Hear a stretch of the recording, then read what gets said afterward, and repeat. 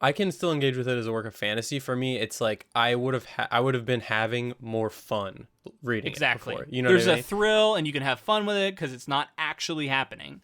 Right. But yeah, that a little bit of that magic is taken away from it reading it right now, which is and honestly, I anybody who's lived through this time, you'll probably never get that back. So sorry to tell you, like you probably can't read this and not think of COVID, ever again.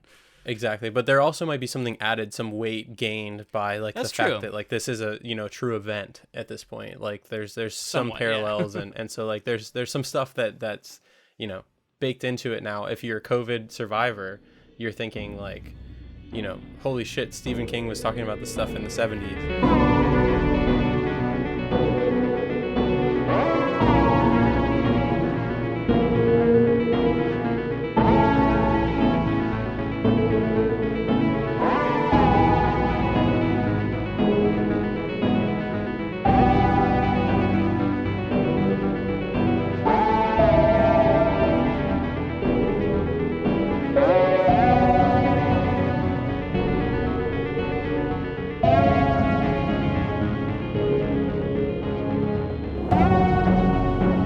Welcome, friends, to episode 167 of the Ink to Film podcast, where we read the book and then see the movie.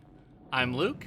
And I'm James. And this week we discuss the first third of Stephen King's 1978 novel, The Stand. Welcome, everybody, to season 5 of our podcast. Hello, James. I feel like we haven't talked much over the last few weeks, which has been a weird change, but now I'm back to having these weekly long conversations, which I look forward to, honestly. So I'm glad to be back doing this again. Yeah, I can't believe it's season 5, and I'm also equally excited to get back to our therapy sessions where we get to talk about our it's just fun to engage with this kind of stuff on a daily basis. So yeah, love getting back to it. Some sense of normalcy is returning to the world. And I can't believe it's season 5. And honestly, we're starting with like a Stephen King epic, which harkens back to like the beginning of the podcast. So it's almost nostalgic. Yeah. The very first project we did was It, going on 4+ years ago now. And we're coming back to his only longer novel. It's actually a fun fact I was going to share with you is that this book is, according to what I saw, 14 pages longer than It, making it his longest novel. Slightly. And this was written before, right? This was written before It, I believe. Yes, this was written before It. Yeah, 1978. I actually didn't realize how early on in his career this was, which we'll get into that stuff later. Yeah, a couple things we got to talk about right off the bat. First off, we are recording this the day before the inauguration, with the plan to drop the episode the day after the inauguration. I hope that it goes great and that there's nothing crazy that happens and it's not weird and we're all happy. I am worried that something will happen, and this will all of a sudden seem like in poor taste or something. I don't know. Right. All we can do is hope that things go well, and yeah, just be aware we are literally recording this on the 19th. So whatever happens tomorrow, we don't know about it yet. And to address things in poor taste as well, we it's not lost on us that the show is coming out in a time that's still, being affected by COVID. Yeah. And this is a story about disease. It's a story about something very similar. It's about, a pandemic. And I think that it's very important for us to like approach it from, we want to be respectful of the fact that, Luke was telling me just before the episode, we just crossed 400,000 deaths in America. Yeah.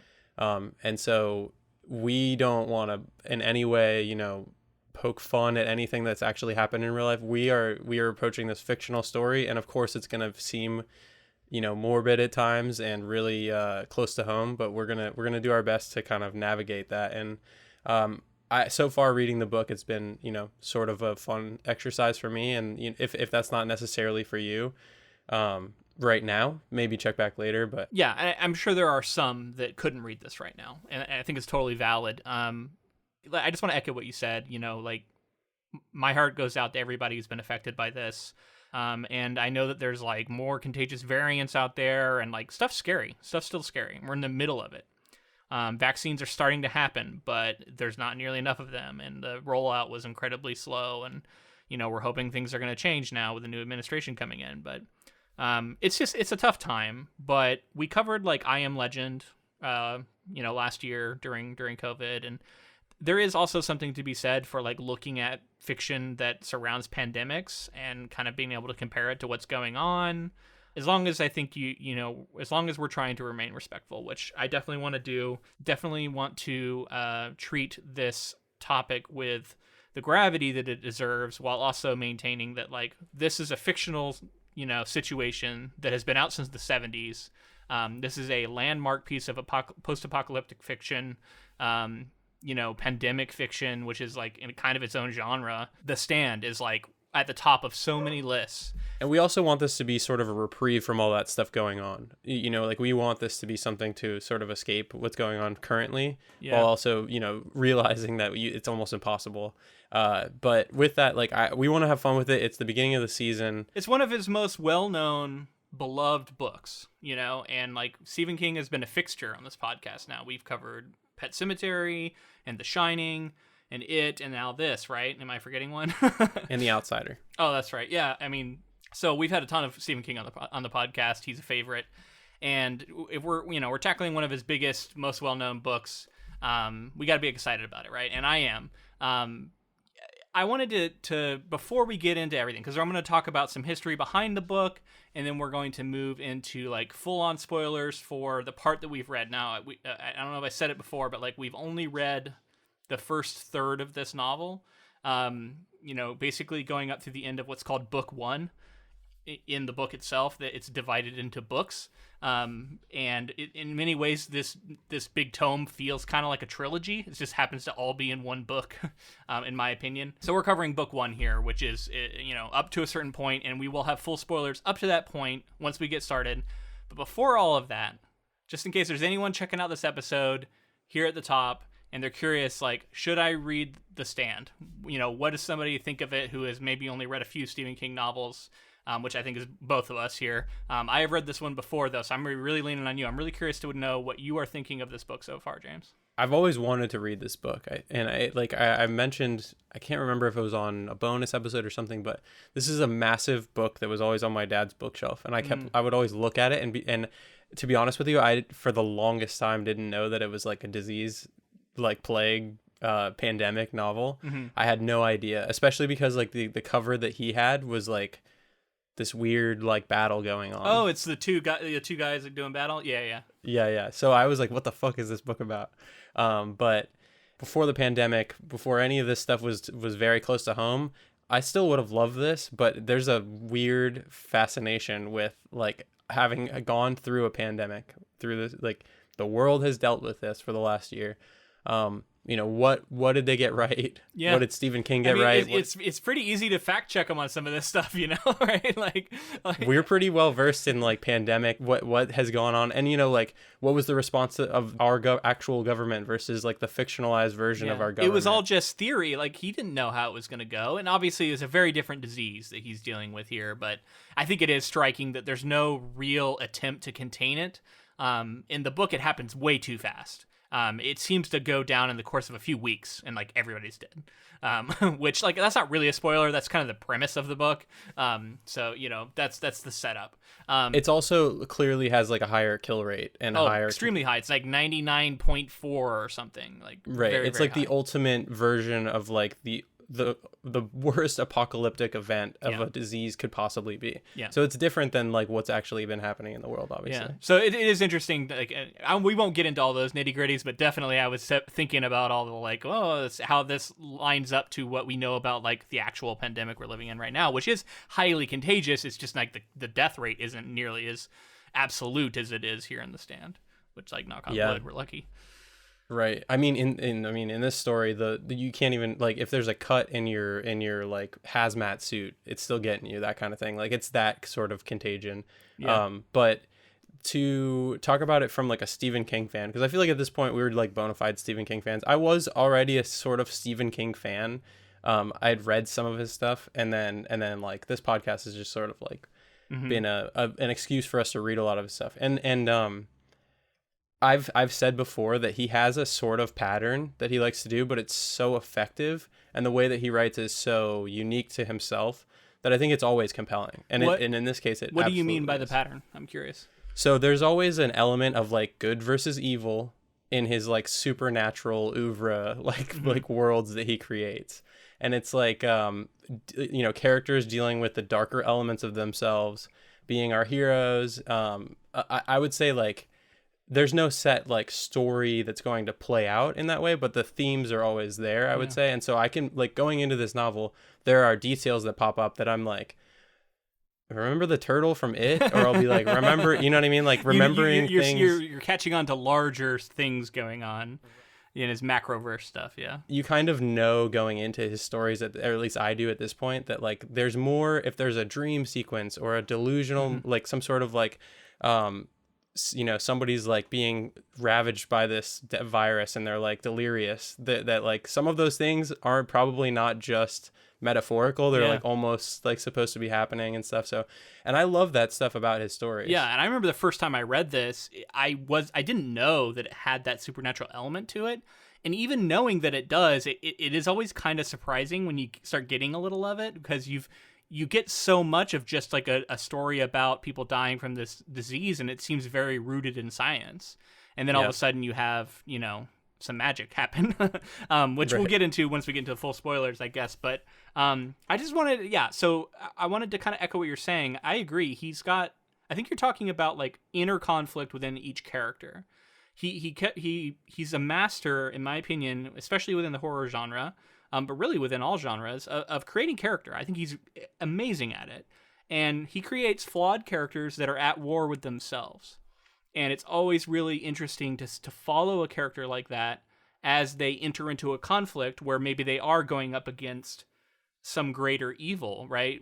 And that really stands out from something like Lord of the Rings, where you have a lot of like paragons of valor who don't have that inner conflict like we're seeing. And like each one of these characters are deeply flawed and they're like overcoming things, and some of them like you don't even know if you like, and I don't know, it's just like a lot of his characters are just so rich. And then he couples that with just amazing ear and eye for detail that continues to astound me whenever I read Stephen King. I am blown away by how effortlessly he creates a world that feels like our own, but also he's able to inject that sense of like fantasy or magic in there. So it feels very familiar, like, ooh, this is our world, yet with a twist. And he does it through detail.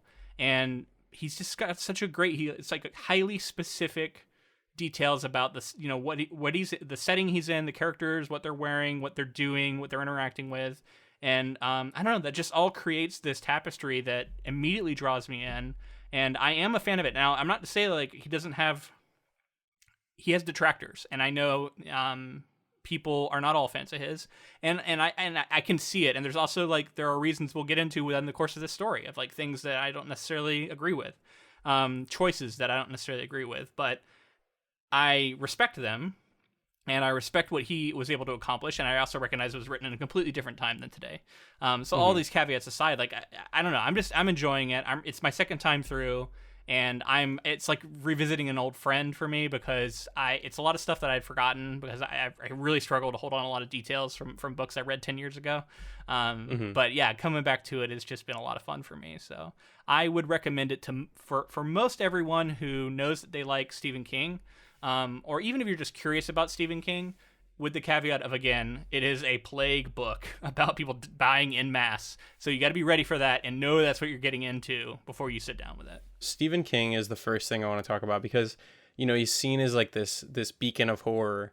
And I love that his approach to horror isn't necessarily what people think of as like traditional horror, because like you kind of touched on it a little bit, but like, the thing that's horrifying about this book for 95% of the time is people dying gruesome deaths that are like that, people having to watch their family members die, and like the things that truly terrify people.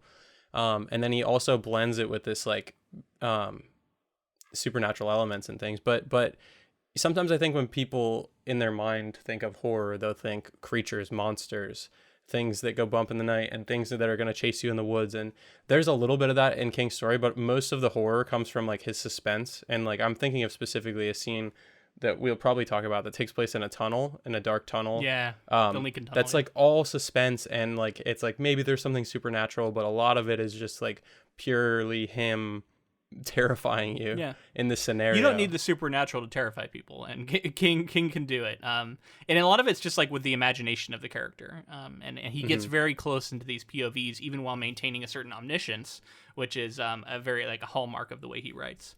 But I think we spent enough time now on general thoughts. Sounds like we would recommend this. So let's move into some background about the book, and then we'll move into our actual like deep dive into what happens. So I'm sure yours had the opening preface like mine, where it talks about how we're reading the uncut, unrevised, whatever version of this book, which I went and watched a video of him talking about this. It was recorded around the time that this revised version came out. And he was saying that the original, they cut 520 pages from the original manuscript. And he said, many of them were good cuts that he ended up keeping, but a lot of it was stuff he did not want to cut. And it was only cut for what he calls accounting reasons, meaning that the publisher did not want to make a book that was too expensive to produce for the price point they wanted to sell it at. So because of that reason, they made him cut out all those pages. And he didn't like that. So he, I think as he grew in his power as a famous author, he was like, well, I'm going to re-release it with what I want in there. And he put a lot back in. And that's a big point to look at too, because like you think of King as like this, like he's like the ultimate publisher's dream, and yet when he was younger, earlier in his writing career days, he had to make concessions like this and be like, okay, well, if I want this to get published, I'm gonna have to cut out a lot of my baby here, because he was a best-selling author at the time. He had published Carrie, which was a success. It was adapted a couple years later, I believe, into a film that was a big success. He had written Salem's Lot, and he had written The Shining already, and he had written a book called Rage under the pseudonym Richard Bachman, which one of the reasons he started writing under that pseudonym was to try and see if his stardom was just like random happenstance and he just got lucky, or if he could replicate it as an unknown. So that's why he invented the Richard Bachman pseudonym and other reasons. He wanted to write in different genres that he felt like he might not be able to with his like horror brand. But then he would publish The Stand, which he actually started writing several years before. So it is a very early novel for him. Now, those are some big time books, but those are like just coming out around the time he's still writing this book and negotiating. So he was in the process of building up his brand, it sounds like, at this time, as a young up and comer. And honestly, it's amazing to me that he launches right into this book, right? Like this massive epic. And one of the things I wanted to say was he talked about how one of the influences for this book was J.R.R. Tolkien's The Lord of the Rings. He wanted to try and write an epic, but set in America and the modern day. And he coupled that with some influences. He also cited a book called Earth Abides, written in 1949 by George R. Stewart, as another influence, and apparently it was about human survivors of a plague. So he'd read this plague book, and he wanted to write this epic. And this is what comes out of it when he combines multiple ideas. And basically he has, I don't know if this is a spoiler because I don't know how like 1-to-1 it is, but he basically considers Stuart Redman his Frodo, and Randall Flagg obviously is his Dark Lord. So I can see that. What's crazy is like there were Lord of the Rings, like a pretty long segment of Lord of the Rings references. Yeah, there was a few. I was writing them down. I was going, ooh, yeah, and then this was before I read this, and I was like, I wonder if he's doing this on purpose. Probably, right? I think he was. I think he captures that sort of feel where multiple different point of view characters, and this is just from what I'm pulling out of the book so far. I don't even know how it goes on to end, but these people are clearly important and are going to cross paths. There's no doubt about some of them, at least, whether they all do or not.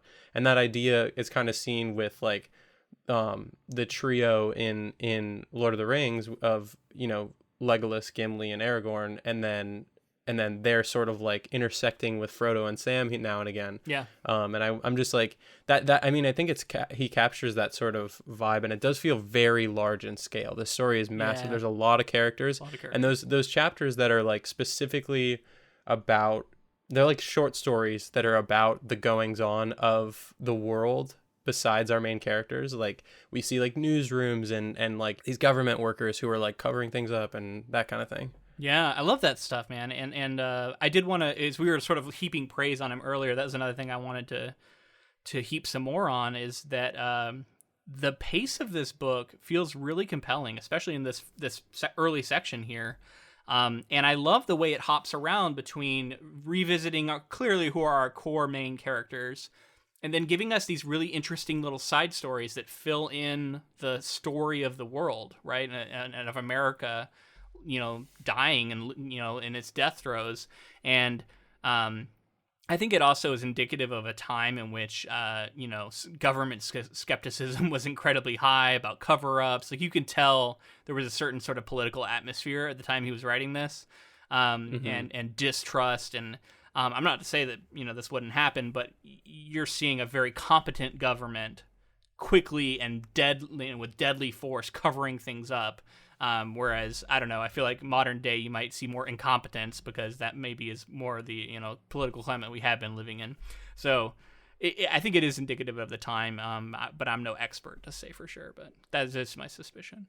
He lived in Boulder, Colorado while he was writing this. So that becomes more apparent later why that's interesting, I guess.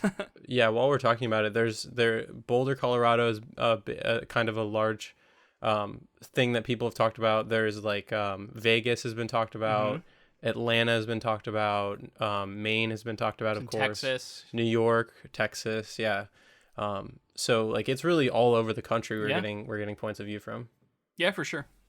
And I think that he's trying to tell the story of an America that is that's the setting for this epic. It's not just Maine, as many of his other books might be. Okay, so although you can see how much love Maine gets even in this book. Of course, he's like he's got the to give beautiful a shout out to area Maine. of Maine. He's always shouting out how amazing Maine is, and I haven't been there, but I assume it's great. I have been there, and it is pretty great. I didn't live there or anything, but we used to go there in the summertime, and my family has a house up there, my grandparents.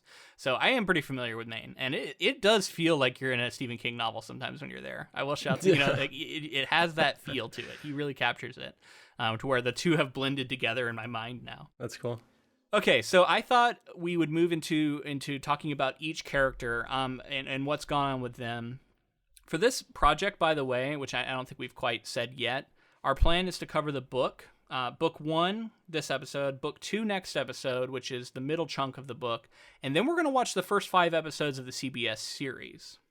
Take a break from the book for a week to cover that. Then we're going to come back, finish the book, and then the following week finish the series, and then we'll be comparing the two at that point. And I'm hoping that taking a break and watching 5 episodes isn't going to like throw off immersion in the book, because I'm sure it's going to be pretty different. But I feel like we've got a pretty good track record of being able to keep the things separate in our minds. Yeah. So I think that's a cool way to do it, where we can kind of preserve the ending as long as possible, and then really compare it. So that's our plan. It's gonna be a 5-week massive coverage for us. So we hope you join us, for the entire thing if you're a fan of this. That's what we do. That's a little bit different than other podcasts. We do this like really deep, kind of in-depth coverage. Whereas others might give you like just a quick one-off 30-minute episode or something where they compare both. So that's what we're doing. We have some exciting changes. I'm sure you noticed the beginning of this episode was a little bit different. We're ever changing. We're trying to improve at all times. So to that end, we have really exciting changes going on over at Patreon. We got new art created by the person who created our original logo, Natalie Metzger. Right. She's great. And it's going to be Patreon exclusive art that will be on new merchandise. So you can get a mug, t-shirts. It's very exciting. I can't wait to wear it. I'm excited for you guys to see it. So check that out if you're interested. Yeah. And also we are moving our how we're determining future episodes. We're going to have patron voting episodes for our $2 and up tier. We can touch more on this at the end. I don't want to overstay our welcome with it. Some people don't care about Patreon, and that's fine. But for those who do, we're pushing some new cool stuff over there. We got the ability to vote on polls. We got all kinds of bonus content, so check that out. Lots of changes that should be up and ready to look at as soon as this episode comes out. Okay, so before we get into what is going to be the plot proper, there's a quote in the preface where Stephen King talks about adaptations. And I just wanted to read that quote because I felt like this would be a fun thing for us to talk about considering we are an adaptation podcast. Okay, so he says, "But in the end, I think it is perhaps best for," and then he lists all the characters, "to belong to the reader, who will visualize them through the lens of imagination in a vivid and constantly changing way no camera can duplicate. Movies, are, after all, are only an illusion of motion comprised of thousands of still photographs. The imagination, however, moves with its own tidal flow. Films, even the best of them, freeze fiction. Anyone who has ever seen One Flew Over the Cuckoo's Nest and then reads Ken Kesey's novel will find it hard or impossible not to see Jack Nicholson's face on Randall Patrick McMurphy. That is not necessarily bad, but it is limiting. The glory of a good tale is that it is limitless and fluid. A good tale belongs to each reader in its own particular way." So I thought that was a cool little bit about adaptation, and it mentions a project that we've covered, One Flew Over the Cuckoo's Nest. So I just wanted to run that by you. Like, what was your take? Because you're typically more the film forward guy on this podcast. Right. It seems like he's a little bit, he's not dismissive of it, but he's sort of given a lot of the power and magic back to the source, right? Yeah, I mean, it's weird because it's almost like he writes books or something, and he's biased towards that. But I mean, of course, there are pros and cons to the mediums. We've talked about it at length on this podcast. That's always something with novels that's amazing because you get to process it at your own pace as quickly as or as in depth as you would like, and you there is so much more of your own imagination that you bring to it, and in that way you're engaging with an author who's sort of like letting you have this material that they've made and then saying like, make this world what you will of it. Whereas like I think in film you're having to do a lot more of the legwork in terms of saying like, this is the concrete, this is how this scene plays out, this is how this looks. And of course there are things, the pros of film is that there are times when you can change someone's mood based on the pacing of a scene and how things play out and how maybe they feel like they can't keep up with what's going on because you want them to feel anxious or want them to feel a certain way. So there's a lot built into, I think, with film is very emotional. It's an emotional medium where it's like it makes you feel things. It makes you feel sad. It's a vehicle to make you feel sad. It's got it's music. A vehicle to make you feel happy. Yeah, exactly. So in that way they're very different. And of course I like what he wrote about novels. Yeah, it's cool. And honestly, I didn't take it as much as him setting them at odds because he's had a lot of adaptations done of his work and he knew he was going to have more. And he was even talking about this being adapted. But I think he's making a case for why we call this the ink to film podcast and not the, film to ink or film and then go read the ink. Because we like to start with the book. Now, sometimes, like in this case, I've already read it. So it's a little different, I guess, although I haven't seen any adaptations for it. So and that way it still is book first. And I do prefer that because there's something to be said for that. Once you see an adaptation, certain ideas sort of calcify around what you've seen. And when you go read that book, you bring it. You know what I mean? You're going to bring it to bear. And I think Game of Thrones is an example I'd throw out there of like one that I read the book first. And I just don't think anybody who watched the show and came back to the books is going to have the same experience because they're going to bring all those actors, they're going to bring all those sets to the book, and they're going to imagine it through that lens. It's just unavoidable, right? Because you sort of imprint on it. And I think it's a good point. And I think The Stand is such an immense novel with so much going on, so many side characters who are so rich. And I don't know how good the CBS adaptation is or isn't. But I know that there are going to be a lot of things that are going to be left out, and there's going to be a lot of stuff that we bring to the book ourselves in our own imagination that is just not going to be there. And I think he's speaking to that, right? Like no adaptation can ever truly capture. And that's why we've talked about how being faithful is not always like the sign of the best adaptation. That's just one facet of many that can make for a good adaptation. While reading this, I couldn't help but feel sorry for anyone who had to try to adapt it. Yeah. Because it's so massive and there's so much going on and so much subtext being laid, and you need many seasons. I hope I mean, I don't know how. I really haven't looked that much into the CBS show so far, but this feels like multiple seasons of a show to me. It just feels like if you wanted to try to really dive into it, and not lose too many details, you're gonna have to stretch it out over multiple seasons. But I that's not to say there can't be a great version that's sort of condensed. I'm looking forward to seeing what they were able to come up with. Well, I mean, originally I think it was like a 3 or 4 episode miniseries is the first adaptation, which we'll probably end up covering on a bonus episode. So that's probably even more condensed because I think there's like 10 episodes in the CBS. I think it is a limited series though, so I think it is going to conclude after one season. I'm not 100% sure on that, but that's my suspicion. So I figured the way to do this best is to kind of summarize and go through each character, because I would actually like to get your take on each character. I think for such a big book, it's nice to sort of focus in.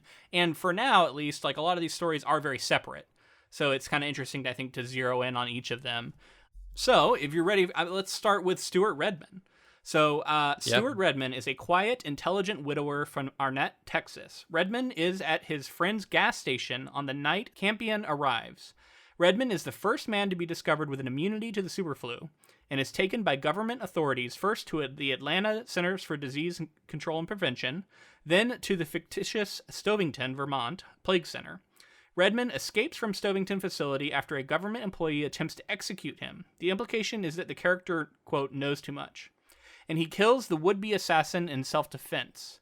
After wandering through New England for several days, Redman meets and befriends Glenn Bateman, and shortly after, Frannie Goldsmith and Harold Lauder. So let's talk about Stuart Redman. I'm bummed that Kojak wasn't in the synopsis there for his story because it's not just Glenn Bateman. Yeah. It's also Kojak. But then also I think we should do some setting up a little bit here. The story begins with a point of view that we sort of lose, and Campion. We're in full spoilers now, so we're gonna dive into that a little bit. Yeah. Story begins. This character named Campion is a soldier who is waking up his wife and kid, and is like, we got to get out of here. Yeah. They jump in the car and they drive away. He's slipped through some security like auto shutdown features, and he feels super lucky because he was able to get out before he got locked in. And he's like, we got to get the fuck out of here before they don't let us leave. And it's such a human, like you totally get why he feels this way.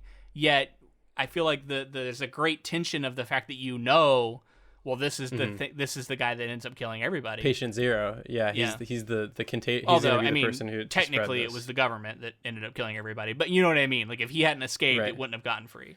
Well, it's like nobody, that like almost no one in the world is going to be noble enough to think, oh, I've gotten this disease and I don't want to prevent a worldwide global pandemic. You're going to be like, I got to get out of here. And well, and he doesn't know he has it. Self-preservation. Right. Self-preservation is always people's sort of go-to. Mm-hmm. So it makes sense. Yeah. For the character. Anyway, that character, their car rolls into this gas station, slamming into the pumps. And luckily it doesn't explode because they shut off the pumps in time. But this is where we meet Stu. He's the one who recognizes that it needs to be shut off in time. Otherwise it might have exploded. Right. Yeah. So Stuart and company are all there as this car rolls in, and that's first contact with anyone besides his family, and they're all dead in the car. Besides, I guess Campion's alive for a minute, yeah, and it's gruesome. They this whole like what do they call it, like tire neck or something, where like the neck swells. The way it's described, it's also very much like the flu, a lot of flu symptoms, which is pretty real. And people not being able to breathe, which is quite scary right now. Terrifying. I mean, horrifying stuff. And that was something I was gonna say. Like, reading this, I made a comment to you. We normally don't say anything to each other about the stuff that we're reading before we record the podcast because we want it to be very fresh. But I was like, we were talking the other day, and I was like, it's freaking me the fuck out. Like, it's making me not want to come in contact with people even more than I already am. And I've been extremely careful. And now I'm like, I don't even want to it's freaking me the hell out. Yeah. Also, at times I felt like my throat started hurting while reading this. You know what I mean? I was getting physical responses to like reading about this kind of stuff. Yeah. I felt like I was like, am I getting a tickle in my throat? Am I getting sick now? Which was purely in my head. Yeah. So it is interesting to note that like when I read this 10 years ago, this was all a flight of fancy. It was like reading about, an asteroid hitting the Earth and killing everybody or something. It was like, it could happen. You know what I mean? Like it's just real enough, but it's not too real. And there are times where it feels too real reading this now. And I don't know that it necessarily makes the book worse, but I do think it potentially negatively affects your ability to engage with it as like a work of fantasy. Like it's so like we've seen so much real shit go down that it's hard for me to engage it truly as a work of fantasy. I can still engage with it as a work of fantasy. For me, it's like I would have been having more fun reading it before. You know, there's what I mean? a thrill, and you can have fun with it because it's not actually happening. Right. But yeah, that a little bit of that magic is taken away from it reading it right now, which is and honestly, I anybody who's lived through this time, you'll probably never get that back. So sorry to tell you, like you probably can't read this and not think of COVID, ever again. Exactly, but there also might be something added, some weight gained by like That's the fact true. that like this is a true event at this point. Like there's some Somewhat, parallels yeah. and so like there's some stuff that's baked into it now. If you're a COVID survivor, you're thinking like, holy shit, Stephen King was talking about this stuff in the 70s, and obviously Fauci had been talking about it for a long time as well. Yeah. Like it was on its way. People were talking about it. Yeah. Okay. So Stuart Redman, what do you think of this guy? Yes. He's one of the quietest men in all of Arnett, Texas. Yeah.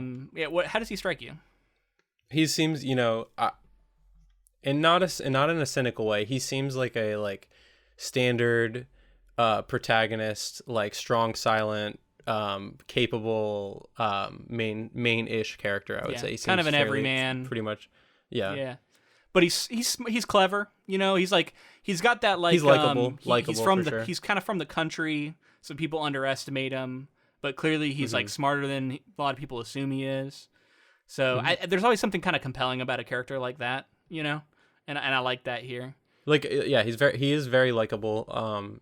He seems for the most part I think for the most part he seems like a compelling character, and he's gone through some crazy shit. Yeah. And he's our first view at somebody, and this was something that I kind of saw coming. And I don't know if this is me seeing enough Stephen King novels or me sort of like understanding like what would be the most interesting story element.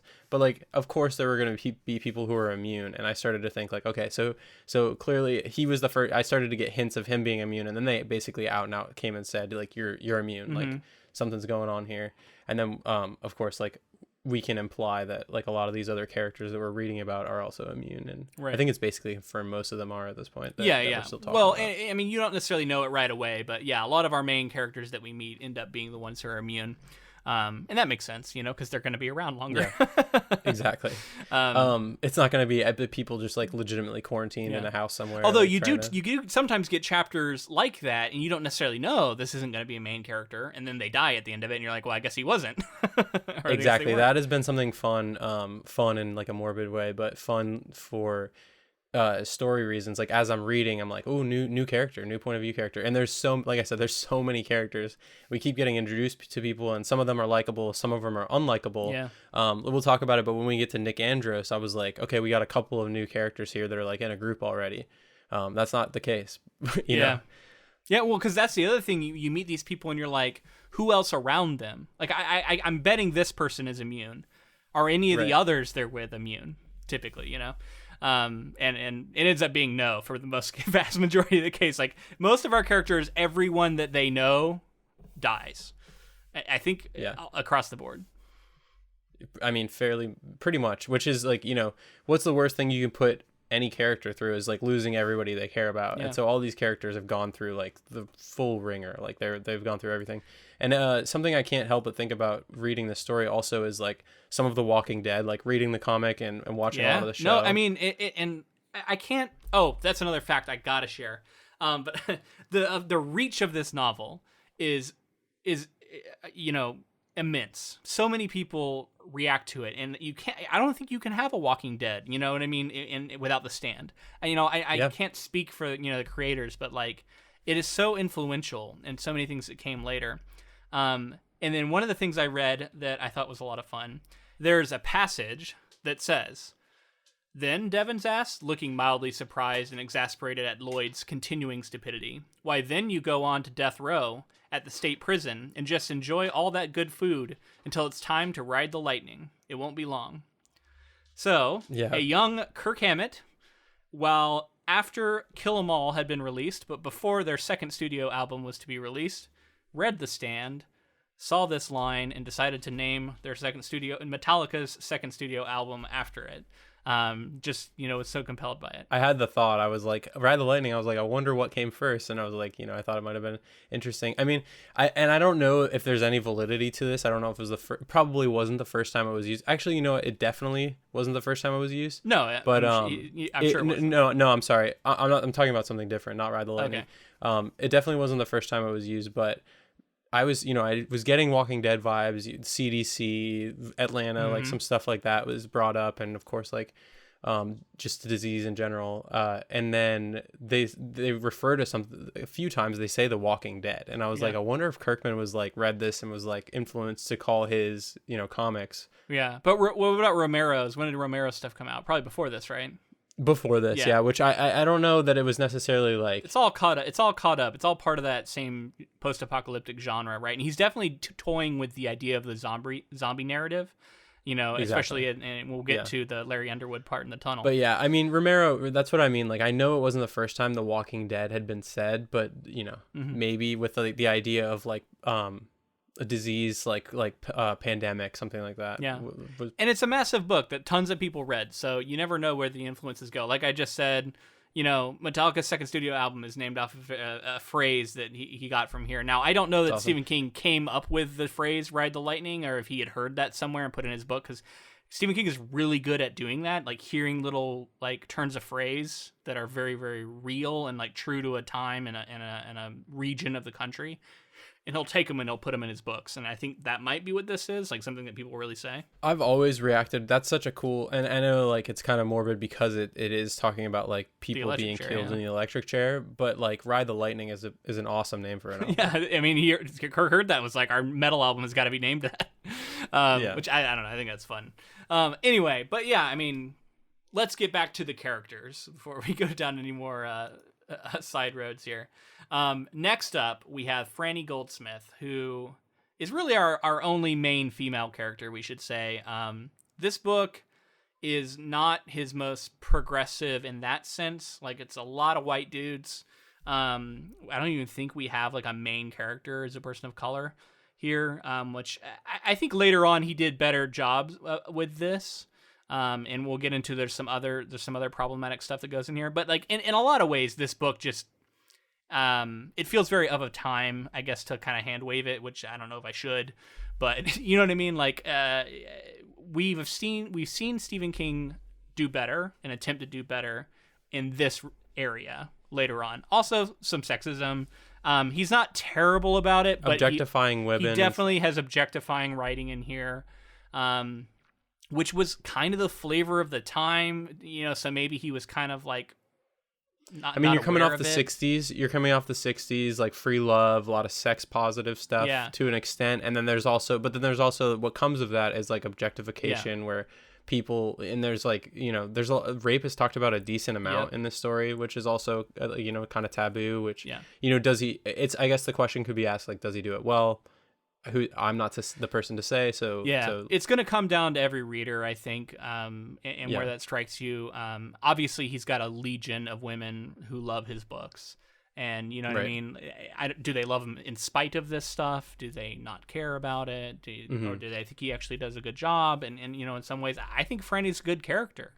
While we're here, I feel like I should mention, you said like any people of color, like main-ish characters. We were shown a character that's not necessarily a main character, but it's falling into the trope that Stephen King is known for, which is magical black people, magical Negro. I think is the term for like the trope itself. Absolutely. And you've identified that with Mother Abigail, I assume.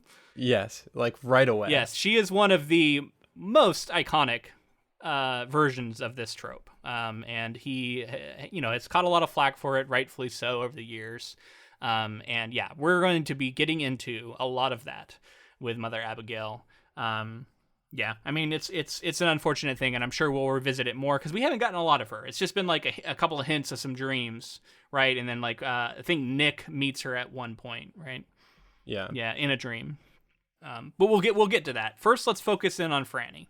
So Frannie is a college student from Ogunquit, Maine. Goldsmith, often called Frannie, is pregnant at the start of the book, a topic which resulted in a painful standoff with her mother and the end of her relationship with her baby's father, Jesse Ryder. The superflu wipes out Goldsmith's community, and she and Lauder, being the only local survivors, after a parking lot attendant, Gus Dinsmore, dies on June 30th. It is also believed that Jessie is dead. After burying her elderly father in his garden, Goldsmith decides on joining Lauder, and they both leave the vacant town. On Harold's suggestion, the two make their way to Stovington facility of the CDC with the hope of finding someone in position of authority. But before they reach their destination, they meet Redman. Okay, so let's back up and talk about Frannie. She's pregnant at the start of this book, which immediately creates a lot of tension.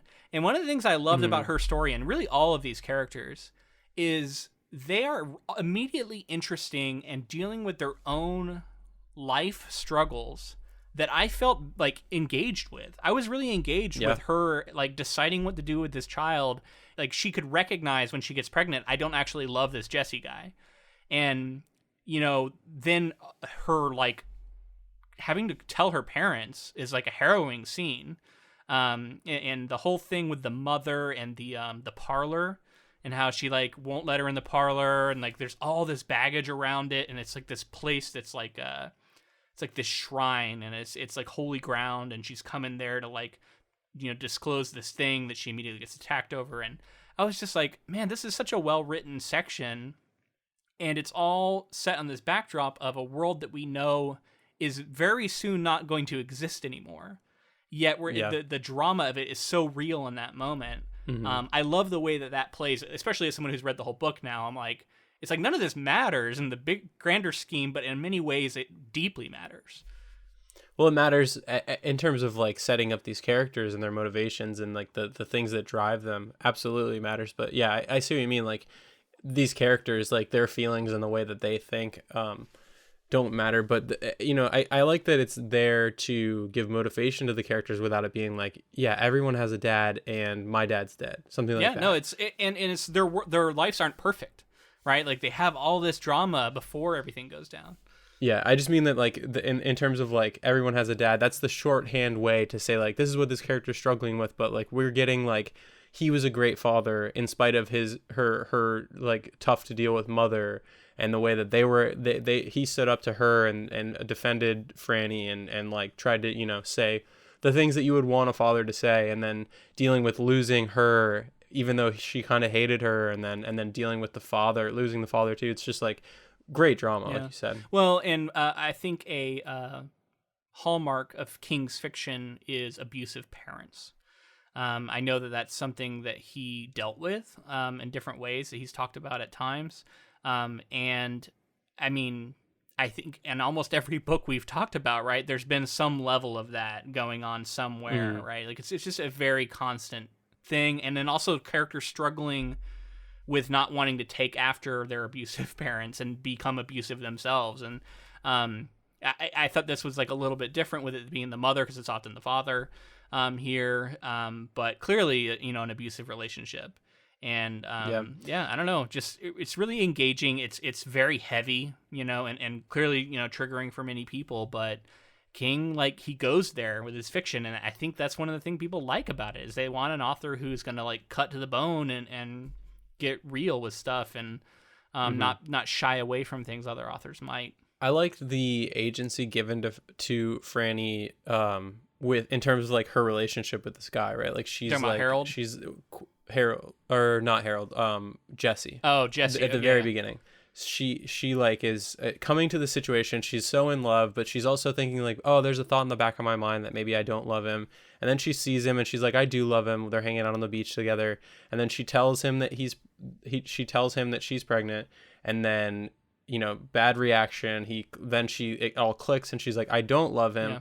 And then she, you know, breaks it off. And the agency given to the character there, I think, is great. Yeah. But then I feel like throughout the rest of her story so far, for me, her agency's been getting plucked away a little bit in terms of like the characters that she's around. I liked some of the beginning of the stuff with Harold, but he like has this weird like ownership thing with her that I didn't love, and I get what they're trying to do there, and then specifically, this is jumping way ahead, but this at the end of the section that we've read, her like Stu is like, oh, I want her like right away, and like it's just like some of that stuff that I didn't love where it's heading, but I like her as a character. I like her personality. So you're saying you don't like the incel that she ends up having to spend time with? Harold's pretty awful, and I actually was kind of amazed at how well he fits that like incel stereotype. Back at a time in which that wasn't like a term, but I'm like, damn, he might as well have just like plucked someone from the the internet forums and put him in this book. He's so full of like self grandeur, like he immediately feels like he owns her and he's owed things by her, and he's owed because he's a nice guy that clearly he expects that she's going to become a sexual partner of his. And I mean, the guy is awful. Like, I don't know. Harold is just terrible. And, like, you feel kind of sorry for him, and I think Frannie does, because he does a good job of making him kind of pathetic and in a way that you would feel sorry for, but also, like, that fits that kind of person and that kind of character. They're good at getting that reaction from people. And Harold is Frannie's best friend's younger brother. Yeah. And he's, like, the only person from their area to also have survived, so she's, like, feels obligated to take care of him. And then to an extent, and then, I talked about it a second ago, but ultimately these characters are separate. All of these stories are separate. And the overlapping that we see is at the very end, Stu runs into Frannie and Nick because Frannie and Nick are on their way. Frannie and Harold, sorry. Yeah. Frannie and Harold are on their way to like Vermont, I believe. And then they just so happen to run into. They're going to the CDC center he escaped from. Yes. So they intersect. And then that's sort of the only, I think that's the only, intersection we've seen so far between our main characters. Well, unless you count Randall Flagg and Lloyd. We've seen that. Yeah, which we'll get to. In fact, let's do that one now since we've hinted at it, right? Well, and do you feel like we've said enough about Harold? Like we've touched on him enough, you think? Harold, yeah, sure. I mean, he's awful. I mean, he sucks. We'll see more with him. Yeah, I don't know. I mean, I like that them meeting was cool. We didn't talk a lot about Glenn Bateman, I guess, who I think is a really interesting character. This sort of like professor who's like one of my favorites, talking about society and what's going to making all these predictions. And he's just got this dog that he calls Kojak. And I love him. He's great. They're like drinking beers and the end of the world. And I don't know. It's very fun. It's philosophical too. Yeah. Like he's the intellectual who's like somehow survived through all this. And he's like sort of like looking at it through the lens of like, it's all over. He's a nihilist a little bit too. He's like, it's all over, and yet like he has a great quote which I actually want to read. He says, "Show me a man or a woman alone, and I'll show you a saint. Give me 2, and they'll fall in love. Give me 3, and they'll invent the charming thing we call society. Give me 4, and they'll build a pyramid. Give me 5, and they'll make one an outcast. Give me 6, and they'll reinvent prejudice. Give me 7, and in 7 years they'll reinvent warfare. Man may have been made in the image of God, but human society was made in the image of his opposite number and is always trying to get back home." So this, I think, is a very important quote for this book. Yeah. This is sort of prophetic, I think, in many ways, and it's a good quote. It's a good piece of writing. Do you think it's accurate? I mean, how pessimistic exactly is me personally?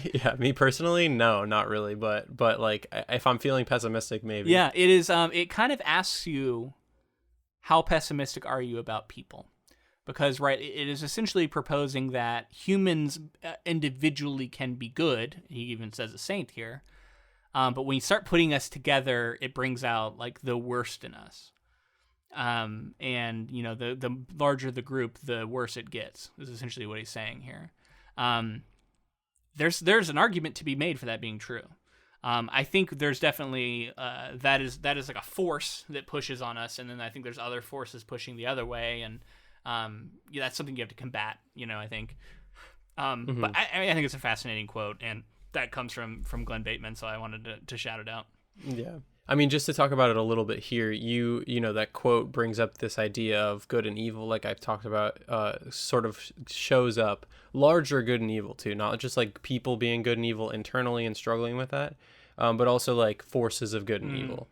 And like the idea of like, we're getting flashes of characters that are like clearly so like people in their dreams are seeing like for instance, Stu, I think, is the first one to see like a cornfield, and it's like good feeling, good smells, and it's making him feel good. And then there's something else in his dream or his vision that's making him red feel eyes and the corn. And yeah, stuff, yeah. it's like this stench of death and like flies. I think at one point, I think Nick sees flies, but there's like, sort of plague elements that are being shown. And so this idea of man being made in God's image or whatever, or what was the end of the quote there, where it's like man ultimately like wants to, basically it's saying like wants to get society is made in his opposite number. It's in the image of the devil is what he's saying, and wants to get back to hell, basically. And when it gets back home, yeah, to hell. So like the idea of these forces that are being shown so far, like maybe someone preying on the darker side of humanity, and like I'm sensing Henry Bauer vibes already from Lloyd, the character that we meet. We'll get to Lloyd. Actually, that reminds me of another thing we've sort of gotten past. So I want to circle back for a second to Stu. I loved his interactions when he was like in the actual facility and he was interacting with that scientist who would come in and like ask him questions. That was the part that really sold me on Stu as a character and made me like him, was how he interacted with that guy and like making jokes. He like jokingly coughs on him one time because he's feeling like this is bullshit and like, you're taking this all too cavalierly, and he knows he has a little bit of power. But then he also like quickly recognizes when that's gone, and he's like, that wouldn't fly anymore. That would get me shot. He like there. I mean, there's that turning point, and then he fights back. He's already contemplating escape. Like, how do I get out of here? He realizes what's going on, and that like they're gonna kill me, and like he ends up being right, and then his escape from the CDC was a like harrowing sequence, right? With going through the seeing all the bodies, and like I don't know, and like people sick and dying. Last of Us is another thing that I kept thinking of too. Last of Us vibes. Yeah, Last of Us, sure. I mean, I'm telling you, any like big apocalyptic plague story, you're gonna see the fingerprints of The Stand on it. I think you just have to. Okay, let's talk about Lloyd, I think, and then we can get to our other two main characters. So Lloyd Henried starts off as a petty criminal who, along with Andrew, quote, Poke Freeman, engages in a killing spree across Nevada, Arizona, and New Mexico, resulting in 6 murders, Freeman's death, and Henried's detention in a Phoenix jail. If Henried undergoes his scheduled trial, it is likely that he will be placed on death row under a new statute that reduces delays and appeals to the capital punishment process. Once the plague hits, Henried's fellow prisoners become fatal victims of the superflu in addition to the guards. In the midst of the commotion, Henried is forgotten in his cell and eventually becomes the sole surviving inhabitant of the prison complex, which, by the way, terrifying. The idea of being in this prison cell and everybody's dead and you're starving. And another element that it plays off of is like the power being out and stuff, and the idea that you can't open some of these cells without the power being on, and it has to, like, you can't just open it with a key because they're like magnetically locked or something. So yeah, Lloyd, this character, the introduction as well, I was compelled by just this like almost like courtroom drama that we were leading to, like the corrupt, like his lawyer slick talking, the corrupt system, and like I was like, all right, let's get into this. Let's go to the courtroom. Let's see how the judges feel about this, and see how broken the American system is if this murderer can get off and all this other stuff, or be put to death like 9 days later, which also seemed wild, right? Like that's also incredibly unjust and seems cruel and unusual, So and then like I said, Henry Bowers from It, like that character is like not redeemable, but funny enough going into this section, because Stephen King had sort of bait and switched us a couple times. I thought this was going to be like a one-off chapter where this character was like on like a killing spree or whatever, and then we're not going to, something's going to happen that's plague related, and then we're not going to hear from them again. But then when I was surprised when the chapters kept showing up with his lawyer, then in the jail, I was like, oh, okay, so like this is a important character. Well, King does this kind of dude so well, and there's a lot of these people in America. And I think he identified it early, and has held very true. But he creates a character in Lloyd and in the Poke and in Henry Bowers, who are these like vicious, awful people who are evil, but they're not evil in the same way that Randall Flagg is evil, right? They're evil Right. in like a very human way. They're just like hateful and not aware. They're not like self-aware enough to realize the harm they're causing. And they also just like don't care. I don't know. It's like he Yeah. creates these characters so well, and they feel so true to life. Like these are people that you can meet and like or read about that do some heinous shit. Who, when you read about them, you're like, they don't seem like a monster. They just seem like they were like foolish and didn't grasp the like gravity of what they were doing at the time, and like, you know. Or it's like a certain like self-serving, like self-preservation thing. Clearly, a lot of them have dealt with trauma and stuff. But Yeah, like, maybe they're products of their environment is like an open question. Sure. yeah, Anyway, I think Lloyd is a good example of that. And, Poke is another example of that, right? They're just like murdering people, but it's clear that like none of them really understands the gravity of what they're doing. I think they're just doing it to rob stores. Yeah, Right? They're just and then he just like thinks it's funny to say pokerize people, I think, and that's why he's shooting them. Like, I don't know, like it just seems like so frivolous, but like that sort of banality of evil, right? Like is something that is like present in a lot of King's work it's an interesting like juxtaposition between that and then the like more elemental archetypal evil that you often get too, right? Like both forces come together and they tend to use each other, right? Which is always interesting, the way that they play off of each other. And true to form here, let me continue reading this little summary of what happens with Lloyd. Henried is able to save himself from starvation by eating food that he has saved, along with whatever rats, roaches, or other vermin he can catch. He also very nearly consumes the leg of a dead cellmate. In the revised expanded version, Flagg insinuates that Henried did indeed eat some human flesh, despite Henried's attempts to hide the cuts in the leg before the Dark Man arrived. Henried is found by Flagg, who frees him from his cell after Henried, at that point starving and nearly delirious, agrees to be Flagg's right-hand man, despite Henried's suspicion that his liberator is actually a devil. At this time, Flagg also gives Henried a black stone with a red flaw to symbolize Henried's allegiance to Flagg.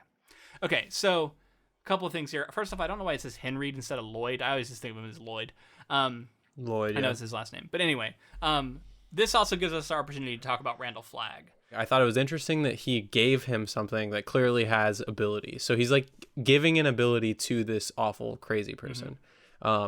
And so like I'm immediately like, okay, so he just Making him his right-hand man. he's like literally a supernatural. He has supernatural powers now too. Like he can create things. In his opening chapter, he levitates at the end of it, so it's pretty clear. But I just mean like he just bestowed that power to somebody who didn't have it before, and he also like Randall can also do. So we're dealing with two supernatural people potentially, just based on the fact that he has an item. Well, and he says that his magic is like growing as this is all going down, right? As the plague is sweeping through the country, Randall's like, my power, like he can do magic now and stuff. He's talking about right. Well, and like he kind of out and out tells us all about this character right away. The first time we meet him, he's like walking down the road. Yeah, he's the walking dude. But he's not. He's the dark man, the walking dude. Yeah, the tall man. And so he's telling us, like, King is out and out telling us, like, he's like growing stronger. He's been there for these atrocities that have happened in America and in around the world. Like, he's always in the background, like making things worse, like not ever being the one who's like given the speech, but he'll write the speech for someone to read.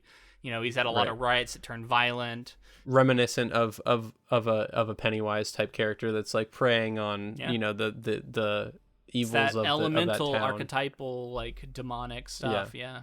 I agree. Right. So really cool to see like this character introduced, and it's different enough to where it doesn't feel like Pennywise again. Yeah.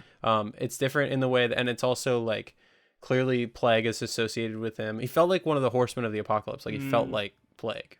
He felt interesting.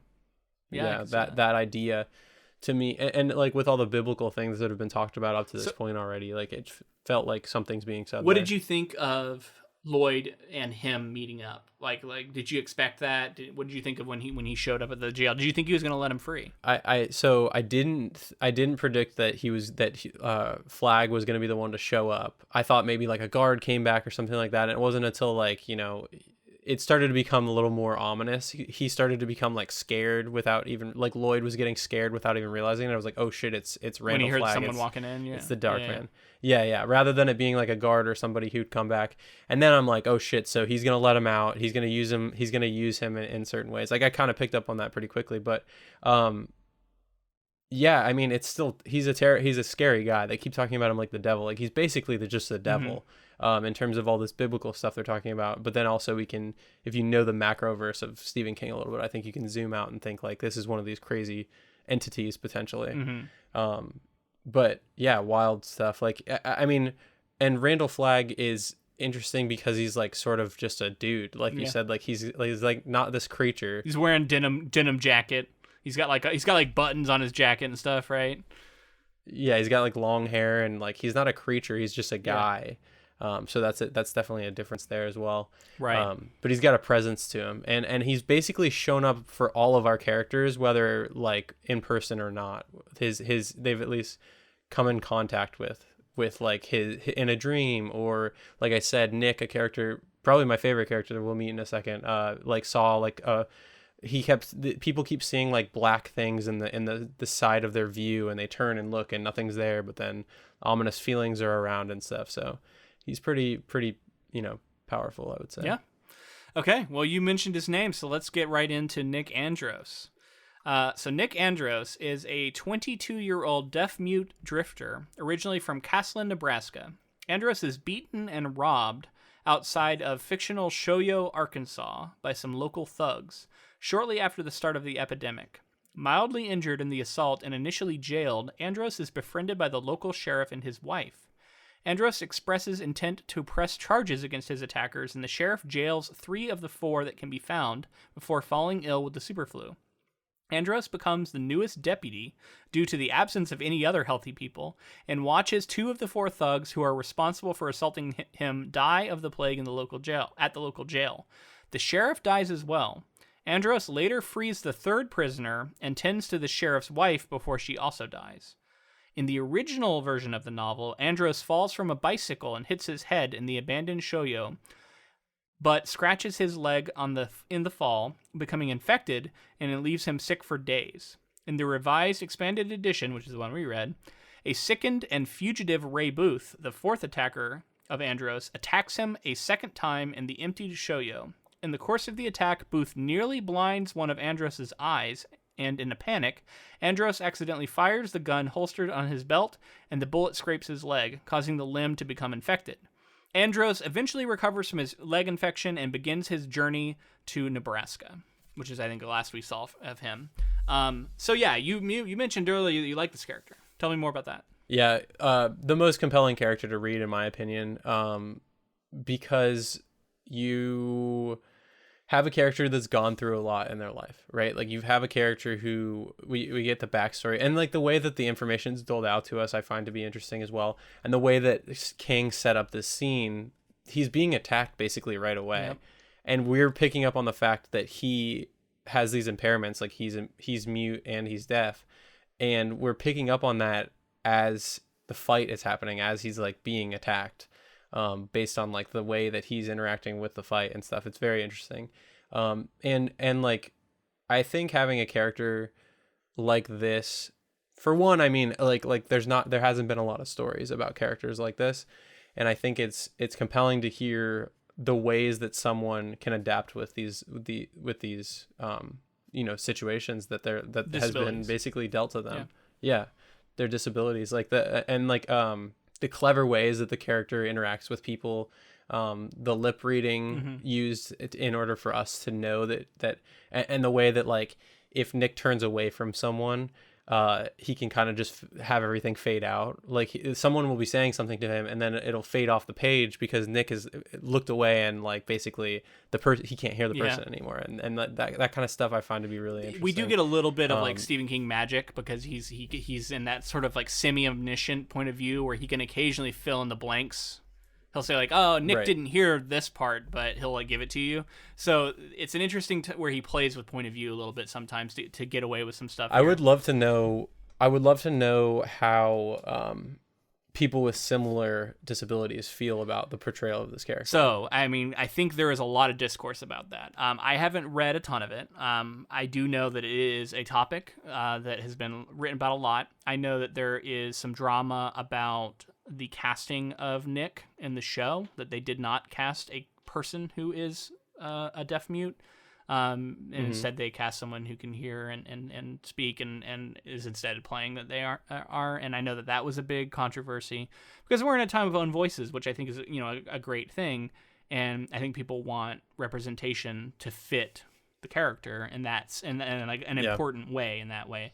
And, you can also look at this character and say, like, well, Stephen King isn't these things, and he wrote this character. So are there things he gets wrong? Absolutely. Am I necessarily the person to point them out? No, because, there are times where I'm like, yeah, that's probably not accurate, or this might not be, but I'm not really the person to identify those things. I'm sure they are there. And I'm sure there are some microaggressions written into the book here that might rub you the wrong way. If you're deaf or something, reading this. Right. That we're not even picking up on too. So we're like, yeah. So that's grain of salt with all that stuff. I really like the character. Yeah. I think the personality of the character is fun. Well, and I think I got to give King props for going there, right? And like, having a character is a little different. Like we talked about how there's a lot of white dudes. Well, at least this white dude's, a little different in that sense. You have a disabled character. Who's a central character, and you know what? I've been holding off saying it, but like I completely agree with you. I love Nick. Nick is maybe my favorite character, probably my favorite character in the entire book. And I was really happy to come back and revisit him because he's great. I don't know. He's just such a good guy, and you feel so bad for him, but like he's so capable. I don't know. Like he's so smart, and I in particular, I thought a brilliant bit of character development is done. Is the letter? No, I was thinking that's a good bit too. But the part I'm going to talk about is where he is in a jail with 3 of the people who viciously beat him when we first met him, and he is now in a position of authority over these guys. He has them trapped, and he could just leave them because it is an immense amount of danger he puts himself in by letting them free, and yet he releases one of them. Now this guy's already sick, so he probably dies is the expectation, right? Like he's not going to last long. Right. But the fact that he does that is such I think like a important bit of his character, that even this guy who viciously beat him, he recognizes in this moment that that's the right thing to do, is to let this guy go and not just make him die in the cell, because he identifies what's going on. And I don't know, I just think that's such a cool moment for Nick, where it really tells you something about him. Like his ability to forgive this in that moment, I guess. Or even if he doesn't forgive it, he can look past it, I guess. Yeah. With a larger context of everything that's going on. It's like, what does and even though we know that he wants to press charges and he wants them to face justice, but this isn't what he wanted. He didn't want them to die. Yeah. It's different. He's at it. And like, we like, I love the way, I talked about how we're doled out information. I love the way that like his backstory is given to us through like, this police officer asks for his backstory and is like basically deputizing him and allowing him to become like a police officer for the area, because he's running out of people and stuff's going on, people are sick, and then he basically is like the only cop left in the area, and the way that he writes the letter though to this police officer and his wife, and how like they become like a part of his life, like immediately they're like people who nobody's really been there for his whole life for him. Yeah, they almost become like parental figures for him, right? And then they're immediately taken away. And then they're immediately taken away. It was really, really sad portion, and I don't know. I'm really excited to see more of what Nick does. Yeah. When we last left him, he was like riding a bicycle, by the way. What's up with people riding bicycles across the country in this story? Because that's multiple people have just jumped on bicycles. Well, I think some of them are on motorcycles. Some of them are, but some of them are also just like riding bicycles. I just think it's easier to get around. Like there's like all these cars stopping the road and stuff, so that's they're able to weave, I think. It makes some sense to me. And plus, a bike doesn't require any gas. But that's a lot of miles. That's like hundreds of miles in some cases. Yeah. And people do it, I guess, though. Yeah, people do it. Okay, so, and plus he was a drifter, right? So he's probably done this sort of thing a lot. Yeah. Let's get to the final main character, Mr. Larry Underwood. So Underwood is a young, narcissistic singer-songwriter who, at the beginning of the novel, is starting to achieve significant success with his debut single, Baby Can You Dig Your Man? He tallies a debt with a drug dealer while living in Los Angeles and travels to New York City to hide on the pretext of visiting his loving but deeply disapproving mother. When pressed, his mother points out his greatest character flaw to him directly.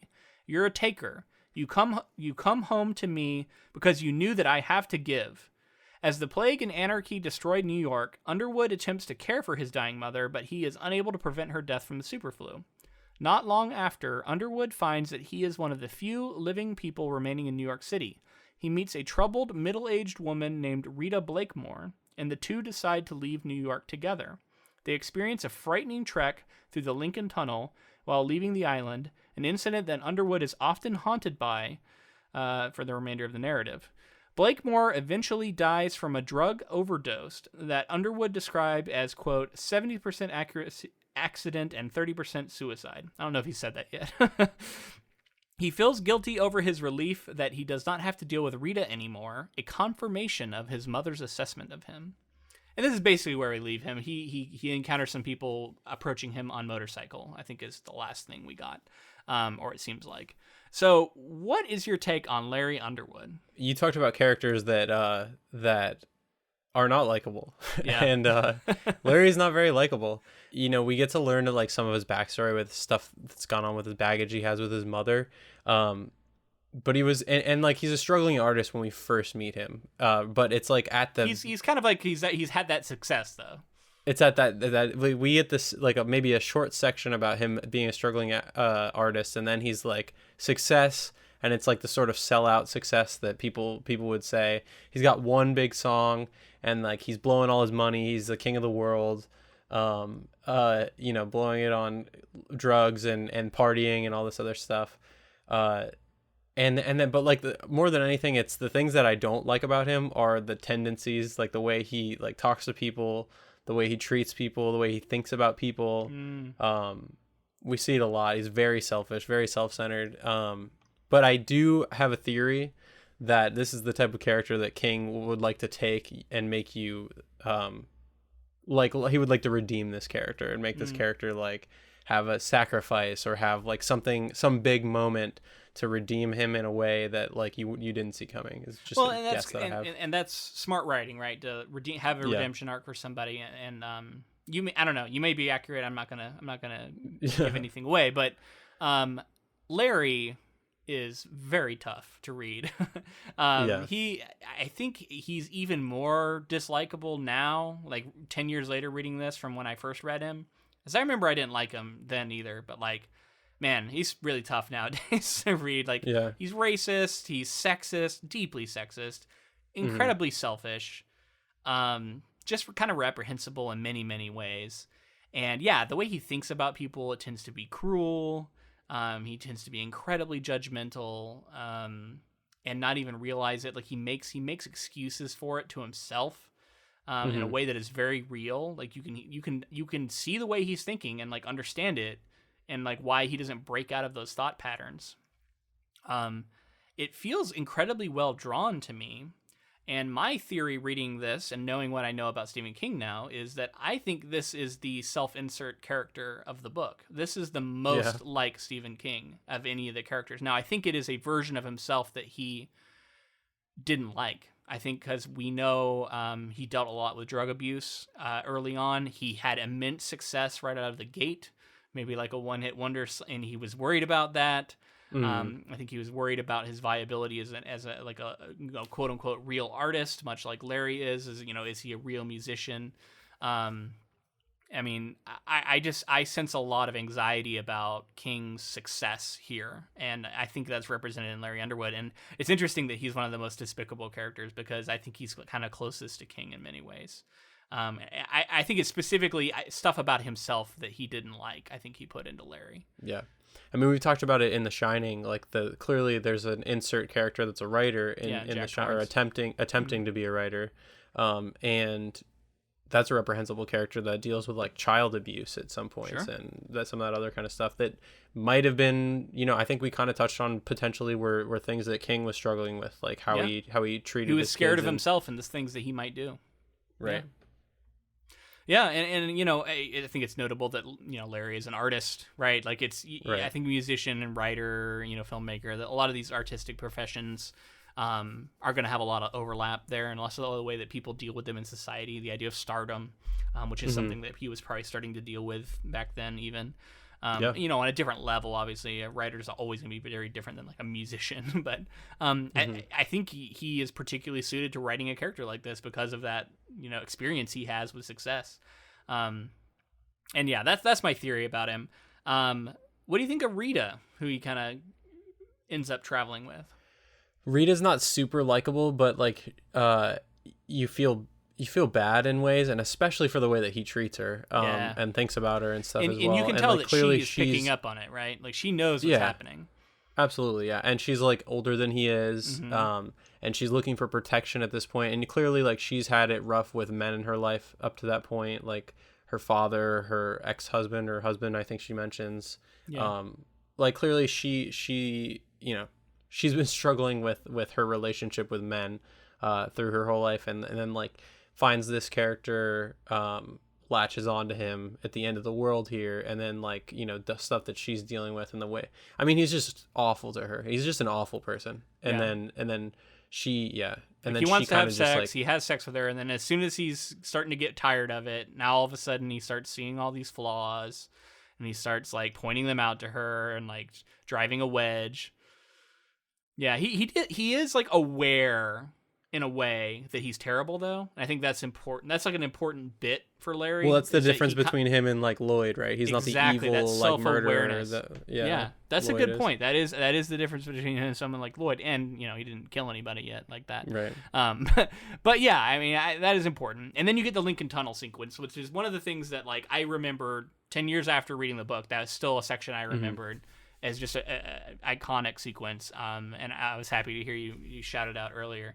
Yeah, tell me about it. What did you think of that? I mean, it was crazy. So Lloyd is Larry is going into this tunnel. He is like left Rita behind at this point. Like I forget how it specifically goes down, but he bails on her. Yeah, they have a fight over her not wearing her shoes or something, or her shoes are with their feet. And he doesn't chase her down. He lets her go, and then they're separated. And he's like debating leaving without her, and then at the last second, he's like, "Fuck it, I'm going through this tunnel. I'm gonna get out of here."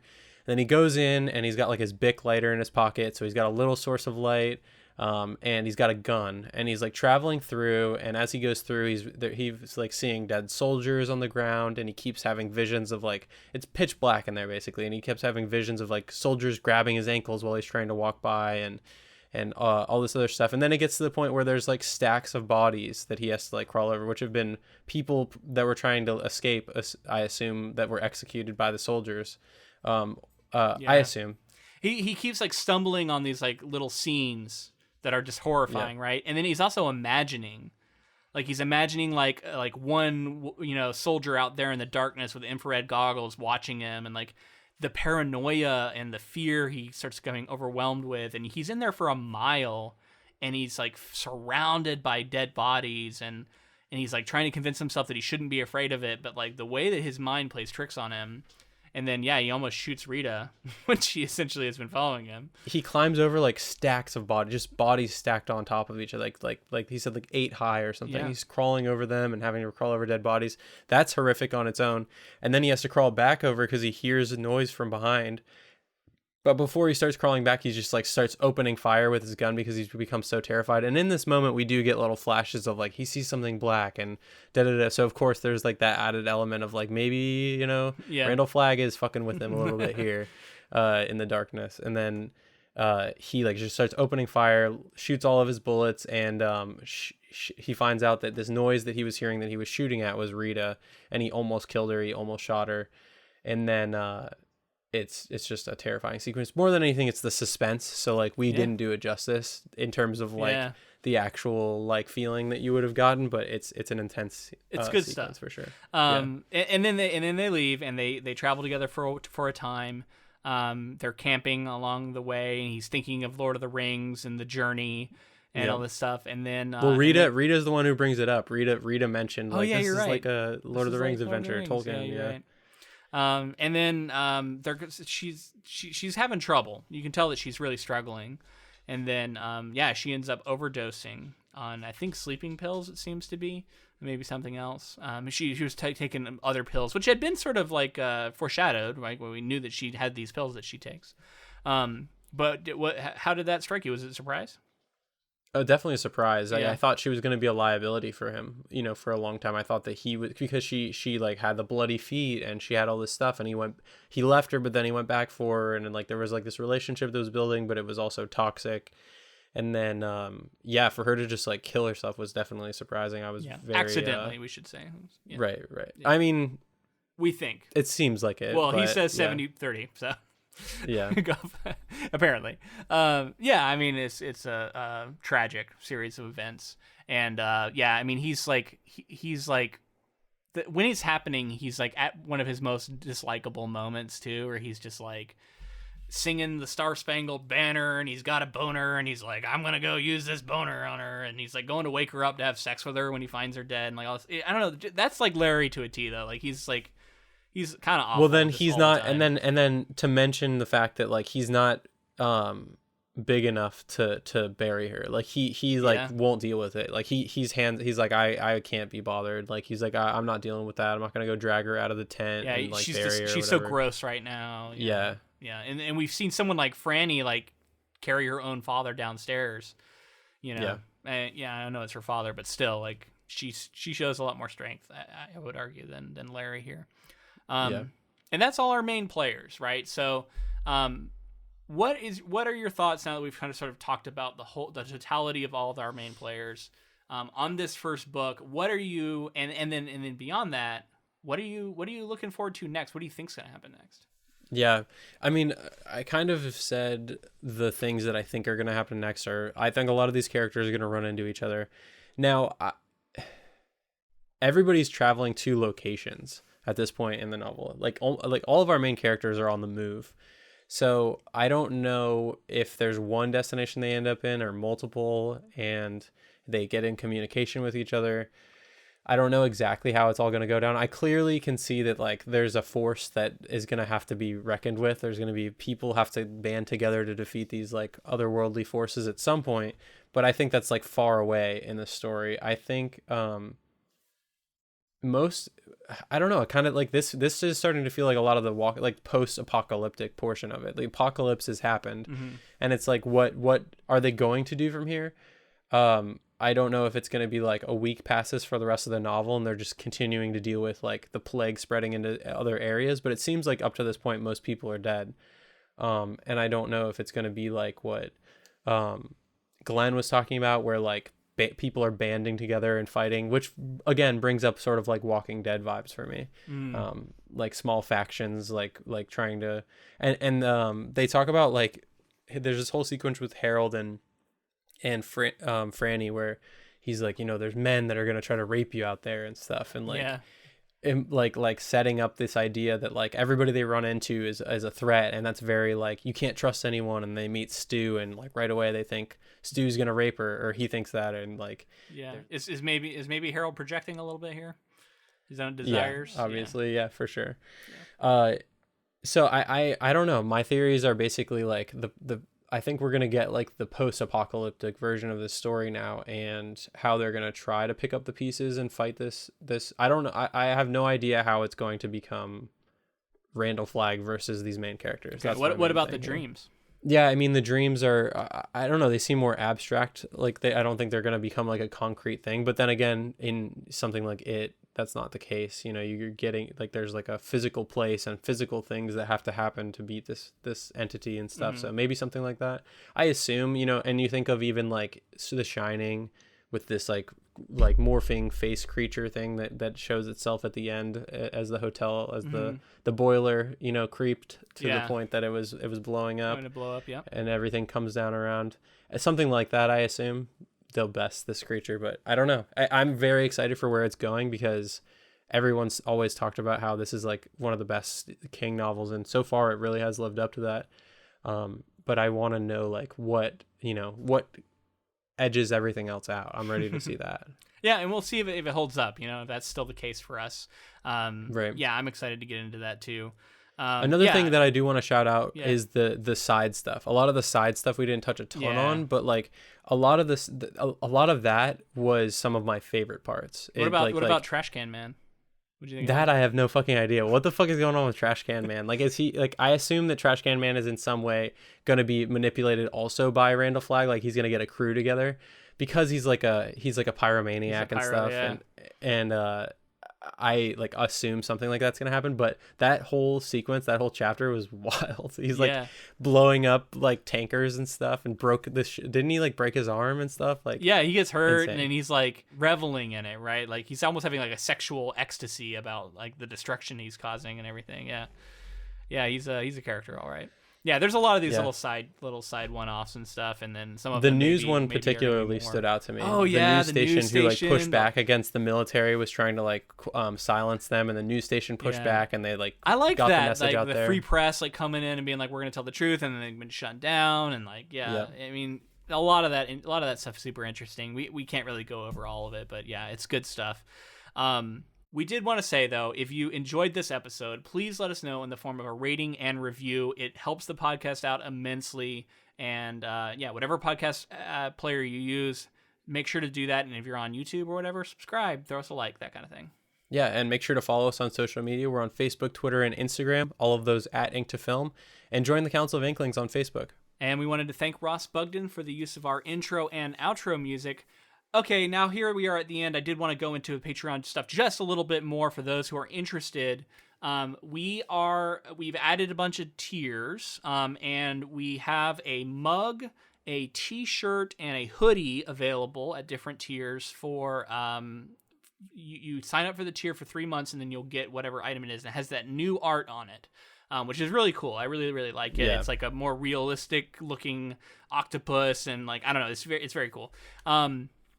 And we also have another tier. It's the $5 tier, which is new, which gives you the option to write in a little take. It could be a question. It could be something for us to discuss. It could just be a take about a project that we're working on. You write it in, and then we'll be choosing from them to read during some of these episodes and discuss. So it's a really good way to like get yourself into an episode and some of your thoughts. So if you're interested in that, check that tier out. It's all self-explanatory. Read through the tiers. We invite you to check it out. And then if you're just curious at all, the $2 tier is going to get you voting power. It's going to get you in the Discord, which is something we would love for people to join. If you're a patron, make sure to join the Discord. We want to sort of develop sort of that private community for our listeners. And then you'll also get the voting power, if I didn't say that already, on future projects, which is something that we're really excited about. And we'll be putting one up. We're going to try and do them quarterly for like a project chosen by poll. Yeah, and the Discord is available to all tiers, and if you are anything above the $5 tier, you're going to get the ability to write in as well. So definitely check those out. Yeah, and then we also have the old merch that is still available, so that should all be clear on there. We did have an option. We basically had to choose between either having it so that you could pick and choose what kind of merch you wanted, or you would sign up for like a loyalty program where you would get merch rolled out to you over time.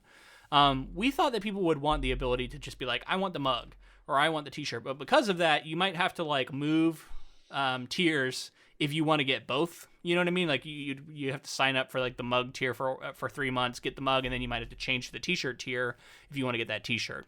So it just depends on what you want out of it. You might have to move around a little bit, but we thought we preferred that than the rather of like you have to sign up at this tier and stay there for a year to like get everything, which is the other way that this is all done through Patreon. So our hands were sort of tied in weird ways. So hopefully give us the benefit of the doubt.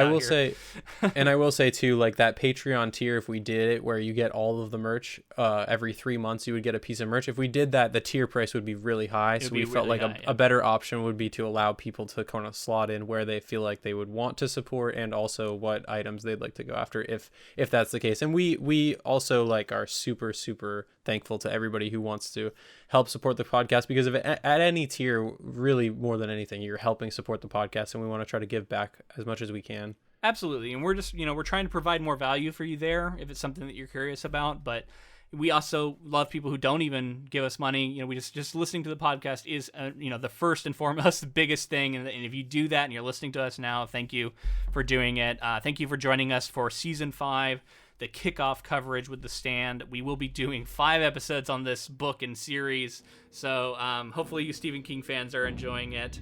And until next time. Thanks for listening.